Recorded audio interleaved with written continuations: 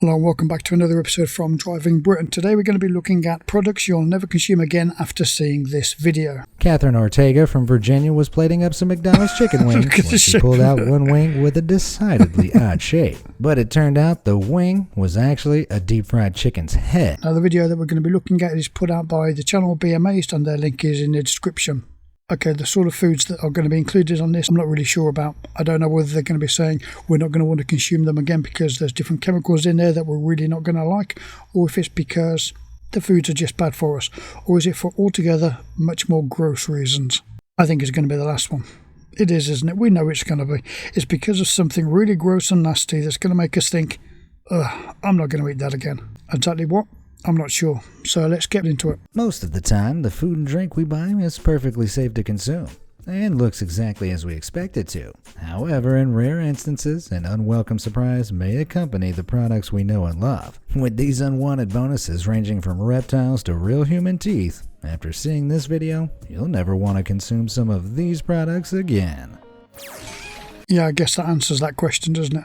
It's because they're going to show us gross stuff that's also in the food, not just what we think we're buying, but what we're going to end up actually getting out of the packet. Cucumber crisis. In 2014, Jenny Wilkinson of the Isle of Wight got more than she bargained for when she picked up a cucumber from her local grocery store. It looked pretty ordinary at first glance, until she noticed this. Squashed inside the supermarket packaging was a small, squished gecko. Jenny bought the cucumber for her 1-year-old grandson, but luckily she spotted the unwelcome guest before he tucked into it. It seemed the reptile had been minding his own business on the cucumber when it was harvested and rapidly sealed in the plastic wrap. He probably didn't even get time for a nibble.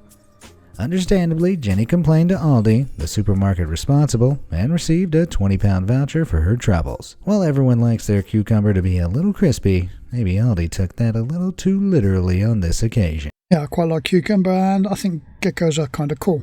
Do I want one with my cucumber? Yeah, I think I'll give that a pass. But I don't suppose this is a rare thing though. I would think that because of the way the machines work and everything that's crawling around the food originally, even when those different food products go through washes and baths and stuff like that, they're pretty much just sprayed by water. It's not like they're going through a car jet wash. So I bet this happens probably quite often, but maybe not often, but I bet it's not just a one-off. Weevil fried rice. Oh, nice. From a distance, this may seem like some tasty seasoned rice, but a closer look shows something much less appealing. Those small black dots are actually weevils, a tiny 3mm long beetle occasionally found in packaged rice. Rice weevils are known to infest rice fields and in some cases make their way through quality control and into supermarkets. Well, I was going to say that surely quality control would pick up on stuff like that, wouldn't it? The reason they're able to slip through undetected is truly skin crawling. A female rice weevil will typically chew a hole into the rice and deposit an egg inside. It'll then seal up the opening, leaving the egg behind. Once it's ready, the fully formed weevil eats its way out of the grain. In an infested batch, thousands of these little critters can emerge seemingly at once. So really, you've got no way to actually stop that, have you? If you're a producer or if you're packaging rice, you've got no way to see that in the first place. You can't put chemicals on it to kill any potential weevils because you'll poison everybody that's going to eat the rice. Which actually makes me think I'm surprised that we don't find weevils in the rice that we end up at home a lot more often. Have you ever had weevils in your rice? Is it a common thing? I've never seen it, luckily. What about everybody else? Talk about nightmare fuel. So if you see lots of tiny holes in your rice, it might be best not to eat it. Of course, before you throw your rice reserves out, make sure you're not confusing mixed white and black rice for an infested batch. Yeah, if you do buy mixed rice, you've got no way of telling, have you? Unless you're going to literally use the Mark 1 eyeball and go through the whole lot of it, you could be there for a very long time checking it all. But if the black bits start moving, feel free to kill them with fire. Mother vinegar. Imagine you're pouring out some vinegar when you spot this floating in the bottle. Pretty gross, right? Yeah. Well, surprisingly, it might not be as bad as it looks. This floating anomaly is known as a vinegar mother and can take many forms from a thin membrane to a large stringy mass. But don't be alarmed, the mother isn't an alien life form. It's actually a colony of bacteria that feeds on alcoholic liquids that haven't been completely fermented in the vinegar making process. Yeah, I think I kind of prefer the whole it's an alien type idea compared to that. more unprocessed alcohol in the vinegar, the larger the mother can get. While it's not usually supposed to form in supermarket vinegar bottles, the mother is crucial in the production process. It's responsible for turning alcohol into acetic acid, which gives vinegar its sharp flavor. Interestingly, if you could put its gross appearance aside, you could actually remove a mother like this one and put it in some wine to create your own vinegar. All in all, this mother membrane will do you no harm, although I wouldn't advise looking at one for too long. Still, yeah, I've got to be honest, I've never really looked at how vinegar's made and I've never even given it a thought. But if I found that floating in my bottle of vinegar, I think it'll be making its way to the bin quite quickly. The last thing I'll be thinking of doing is fishing that thing out and then spoiling a bottle of wine with it. Better than finding your actual mother preserved in a bottle of vinegar, I guess. Yeah, Bean Truder. As a child, you might have thought green beans look a little bit like tiny snakes. But that idea became a frightening reality for one mother from Alabama in 2019. Michelle Bentley and her daughter were cooking up some canned beans and potatoes when an unusual chunk floated to the surface. At first, Michelle thought the chunk was a burnt bean, until she lifted the spoon and saw what it really was, the tiny, severed head of a snake. During the harvest, or possibly during the chopping process in the factory, a snake had clearly had the misfortune of being diced up alongside the beans. Which, of course, raised the question, where was the rest of it? That question was never answered, though Glory somebody's eating it, that's where the rest of it is. Foods, the company responsible, did promise to investigate. But Michelle wasn't the only one to make a discovery of this kind. A woman in Utah found another snakehead in her green beans in 2016.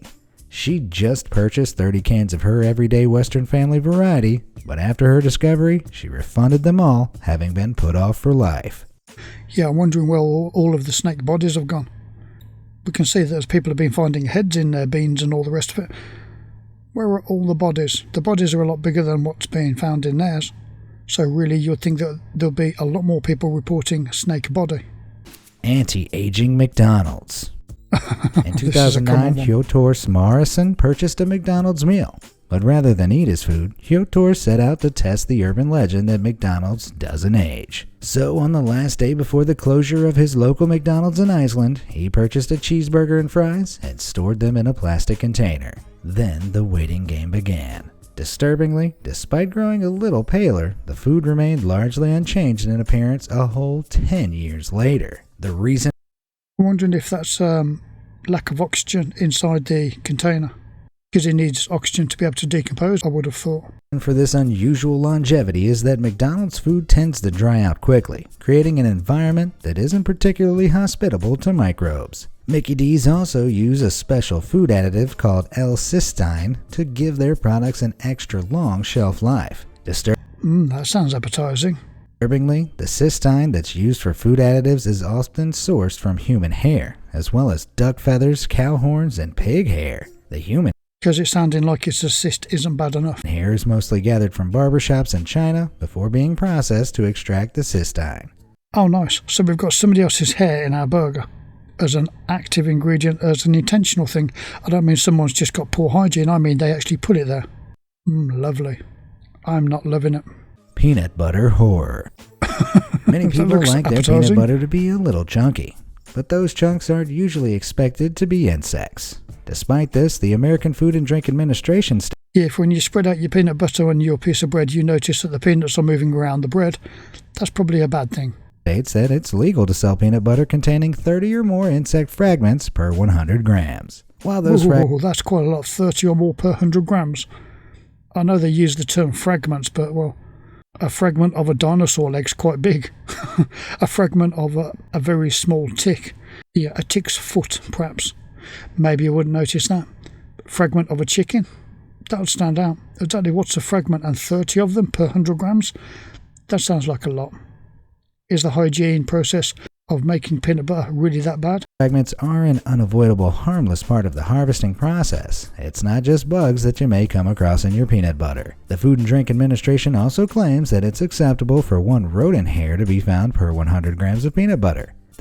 Yeah, that's almost like saying, we know that you've got rats, don't worry about it as long as not too many of them get into the peanut butter. That's what that tells me. How about no rodent hairs, no bugs, just peanut butter? Just a thought.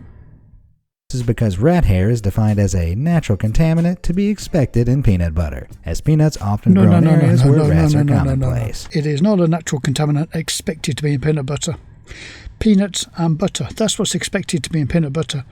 Rats and rat hair, for me, that's not what I expect. That's not an expected ingredient, and I don't care who claims it. It's just outright wrong, altogether wrong. Chances are your PB&J sandwich is just fine, but be sure to check how crunchy it is next time. Meaty microchip. If you happen to be eating meat and come across a small pill-shaped object like this, you might think someone's trying to lace your food. But while it's not exactly a pleasant thing to encounter, no one's trying to kill you. This is actually a microchip used on farm animals that appears to have made it through the raising, butchering, and packaging processes onto the plate of one unfortunate Reddit user. A tiny microtransceiver is sealed within the glass capsule, which is typically implanted in livestock, enabling farmers to identify specific animals. While there is significant potential danger in accidentally swallowing something like this, there's also a bright side if you ever find one. That bright side being that the company responsible will likely shower you with free stuff. Yeah, I would think if you bite into one and break it in half and end up consuming the parts within inside, you're going to have, the electrics and things like that. I'm not sure I would really want to be consuming those as part of an actual overall health concern, let alone the fact of eating a microchip. But I think nowadays, if somebody found a microchip in their food, they'll be thinking government before they thought cattle. Stuff to avoid a lawsuit. You'd just better hope that there are no more microchips in the free stuff. Speaking of free stuff, if you're interested in receiving free daily content covering a huge range of fascinating facts and stories, be sure to hit those like and subscribe buttons down below. It really helps me out, and studies carried out by me just now show it'll decrease your chances of finding something gross in your food by 99%. It's a no-brainer. Stinging bananas. In 2014, a British woman received a scary surprise in a bunch of supermarket bananas. Amongst the fruit was a live, juvenile, black-edged scorpion, which was picked and packaged along with the bananas during the harvesting. Somehow, the scorpion had survived the 5,000-mile trip from Costa Rica all the way to the UK. While this scorpion sting isn't deadly to humans, it can still cause an awful lot of pain, and may even result in a visit to the hospital. With that in mind, it was a stroke of luck that it was found before making its way into a customer's fruit bowl. After the All I'm noticing here is that quite a few of these have been found in the UK. The cucumber, the scorpion. We're all under the impression that American food is the worst because of its chemicals and that sort of stuff. And half of those foods seem to be coming from South American-styled countries. How come they're circumventing the whole of North America and coming straight to the UK with poor packaging and extra ingredients? Initial fright, the startled shop assistant who found the creature and her colleagues rehomed the lost traveler at a local zoo. While the little guy was a long way from home, at least he'd have free food and shelter for the rest of his life. Hopefully no bananas, though. Glove on toast. Not every disgusting thing people find in food is an animal. In 2008, a woman from Northern Ireland opened up a loaf of bread to find this inside. While it may look like the loaf is trying to get away with wearing a wig, that's not exactly the case. Those hairy fibers are actually fragments of an oven glove and her loaf of Hovis bread. That's certainly a unique topping for your toast. How did somebody leave an oven glove in with the bread when they was producing it? Because surely you was wearing the oven glove so you didn't burn your hand, and then you took your hand away and, just forgot that you had a glove on it. It turned out the baker responsible had accidentally left their oven glove in the oven alongside the loaf and failed to notice the two had fused together before packing. And failed to notice that they originally had two big bright red hands with big mitten things on them, and then all of a sudden they only had one. Following the customer making a complaint, the company responsible were fined £750 for breaking environmental health laws. While they stressed that this was just an isolated incident, I'll be taking extra care when biting into. If you opened up your loaf of bread and that's what you was greeted with, you wouldn't be eating bread for a very long time, would you? The company being fined £750, who cares about that? I'd be more concerned about the fact that that can even happen. My sandwiches from now on. Fishy parasite. As retired school principal Paul Poley was about to tuck into his sea bass at a restaurant, he spotted something truly vomit-inducing. Just in time to avoid putting it in his mouth, Paul spied a 1-inch long yellow crustacean chilling inside his meal. As it turned out, this was a parasite, and its appearance put Paul off fish for life. These crustaceans are usually discovered and removed by fishmongers when they fillet the fish, but Paul had specifically asked for a non-filleted fish, which explains his unwanted side dish. Yeah, I just think that kind of serves him right. If that sounds bad, wait until you hear how they live. The parasite or tongue-eating louse enter a fish through its gills. It then severs the fish's tongue before attaching itself to the remaining stub and eating a share of all the food that enters the fish's mouth. Yeah, Nice. I just threw up in my mouth a little too. Thankfully, eating these parasites won't cause a human much harm, though a live one can bite back. Baked mouse. Baked beans are an absolute staple food in the UK, but not everyone's a big baked beans fan. Case in point, the Londoner who pulled what he thought was a piece of string from his tin of beans. He was horrified to find it was actually a tail attached to a dead mouse, saturated in tomato sauce. After hearing the news, the local council fined the manufacturers of the beans £8,000, and the supermarket responded. How come all of these things seem to be happening in the UK? Are any of the laws surrounding food production upheld in the UK? Apparently not. Responsible quickly removed 12,000 other tins of the same batch from its shelves. Tests on the mouse revealed that its stomach was full of bean starch, so at least it had one last meal. Chocolate bar with a bite. When Texas woman Sue Calhoun bit down on her Milky Way bar, she noticed something hard within the chocolate. At first, Sue thought it was just a peanut, which would have already been pretty bad considering Milky Ways are supposed to be nut-free. However, Sue quickly found out it was something much worse. She spat the item out of her mouth and looked down to discover that it was, in fact, a stranger's tooth, complete with a silver filling. That's Sue disgusting. contacted a representative from the Mars Company, who produced Milky Way bars, and was offered candy bar coupons and an apology letter. Yeah, because like you'd want to go back out and eat more of their product. You ask me, that's not nearly enough of an explanation, and unsurprisingly, she wasn't too keen to satisfy her sweet tooth again anytime soon. How do you be in a situation where your tooth can fall out into the sweets and the food? And when it does, how do you not notice that it's happened? That's just sick, that is. The curry creature. It's customary to enjoy a curry with naan bread or papadums, but Jason Dams from the UK got a side dish of a different The UK kind in the again. chicken tikka marsala he bought from his local Tesco supermarket. As he was about to tuck in, a 3-inch long, wiggly creature emerged, moving at an alarming speed from underneath the pile of rice. Mr. Dams quickly put the meal back into its original packaging and took it straight round to the supermarket. Tesco took the creature in for testing and later identified the bug as a large caterpillar, providing Jason with some vouchers for the disturbing experience. Yeah, those meals are partly cooked already, so how come the caterpillar was still alive? But the most disturbing part of all was that the caterpillar had crawled out of Jason's meal after 5 minutes in the microwave with strength. So the actual company themselves, they partly cook the meals and then you just kind of microwave it to reheat it rather than cook it. So that thing had done a stint through their cookers, plus 5 minutes in the microwave, and it's still alive and crawling around the food. And how did it even get into the food? These companies, they offer you a voucher so that you can, buy more of their food. Yeah, because you're going to do that, aren't you? Like that, thank God the curry creature wasn't able to escape the plate to terrorize the nation. Roast bile. You've heard of green eggs and ham, but what about green chicken?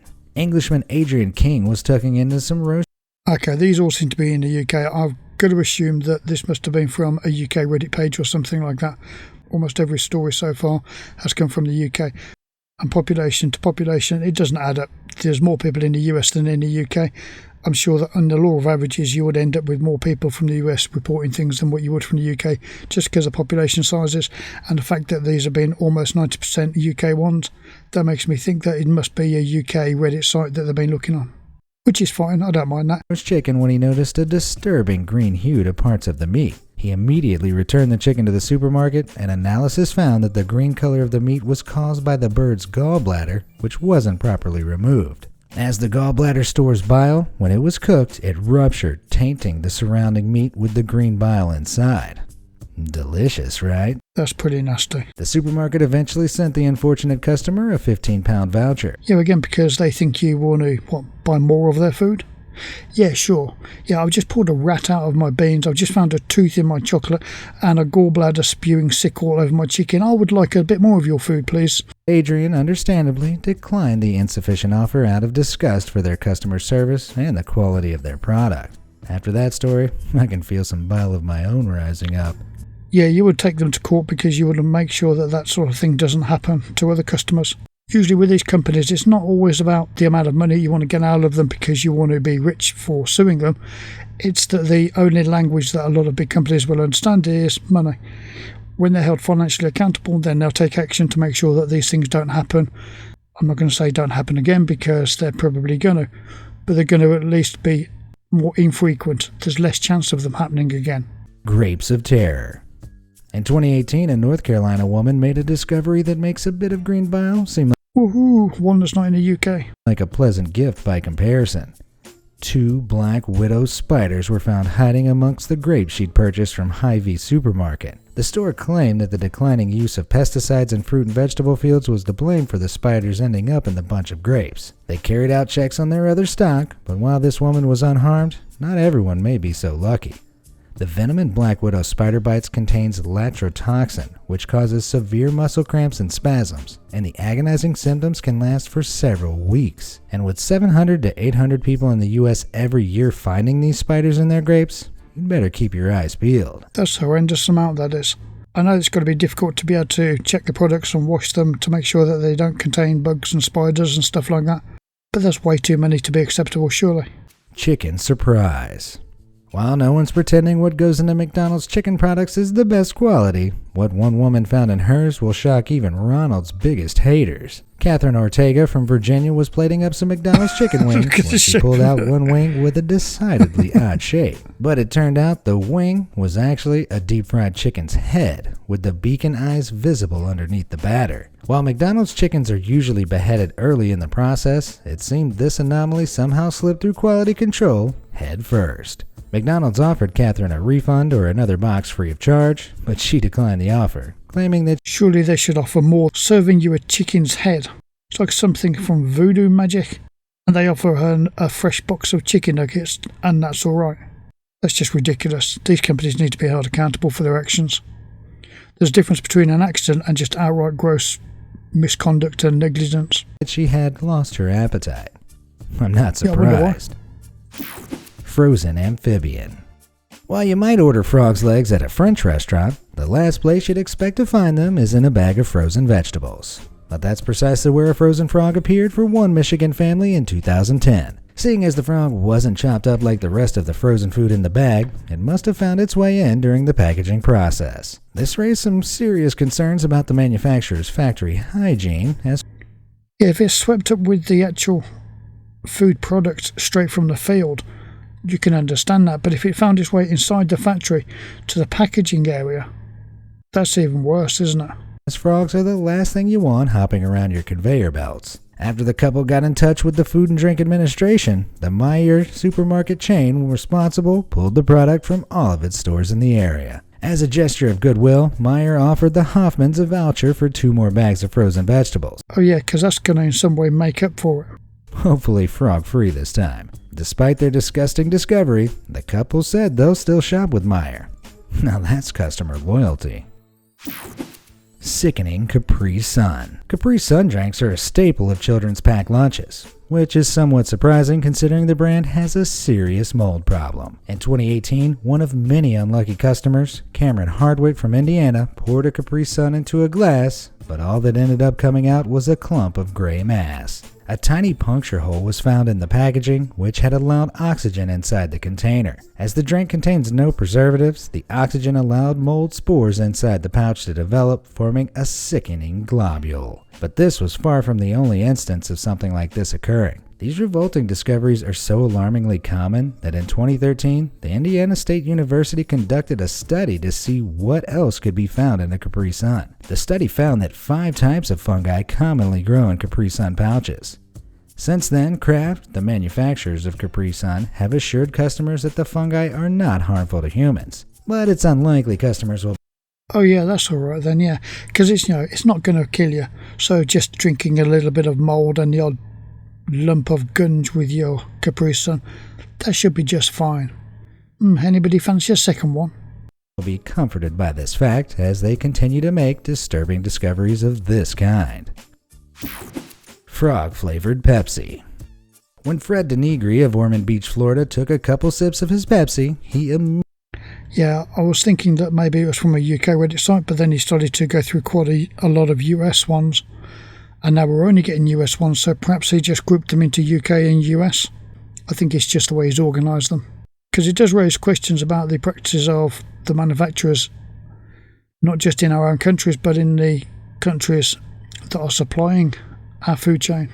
Immediately knew something was wrong. The smell was repulsive and the texture was thick and slimy. He emptied the contents of the drink into the sink and something resembling pink linguine slopped out. But even so, the can still seemed heavy, so Fred called the Food and Drug Administration to get to the bottom of the issue.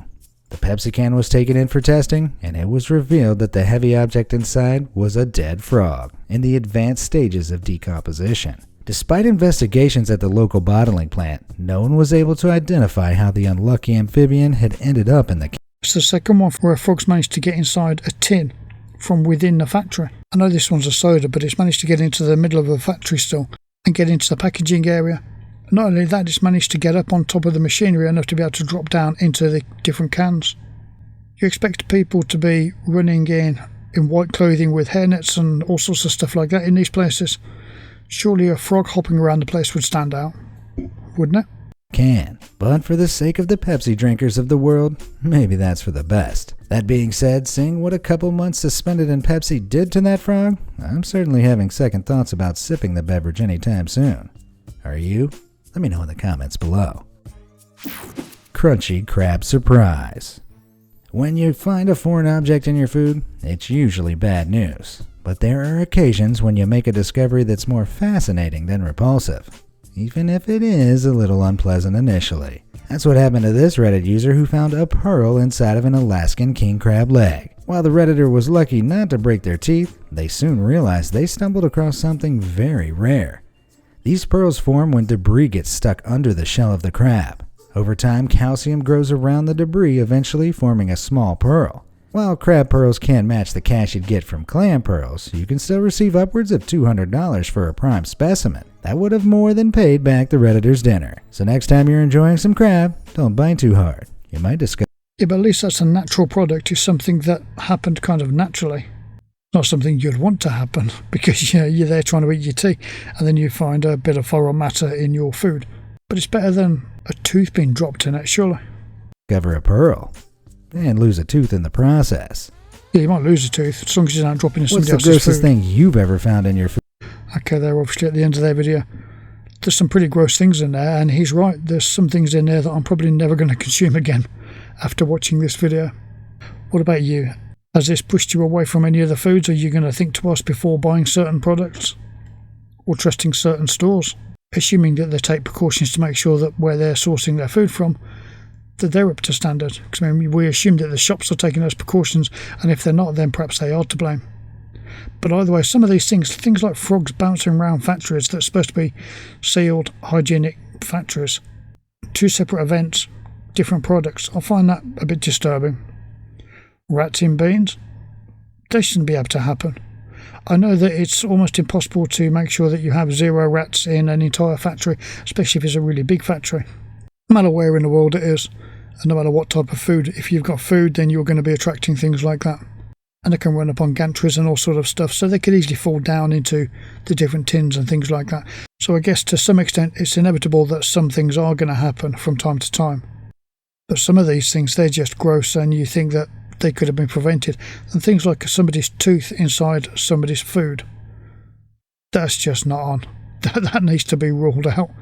That sort of thing needs to be stopped, because that's just gross. Have you ever found anything in your food? What other horror stories have you heard about where people have found really disgusting things in their food? When I was younger, we had some oven chips, and my brother bit into one and he found half a maggot in the chip. The other half of the chip and the other half of the maggot was in his mouth. Not only that, the maggot started to wriggle around a little bit. It was still alive. It was many, many years before he ever ate chips again, let alone oven chips. If ever. I don't think he's ever eaten oven chips since. He eats normal chips now, but not oven chips. A little bit like the one that we saw on this earlier. It had been cooked in the factory, gone through the microwave, and it was still wriggling around. That's just disgusting.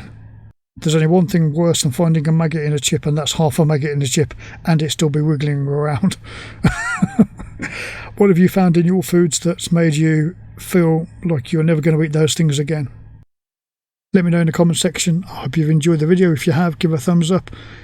If you want to see more like this, then don't forget to subscribe. See you next time.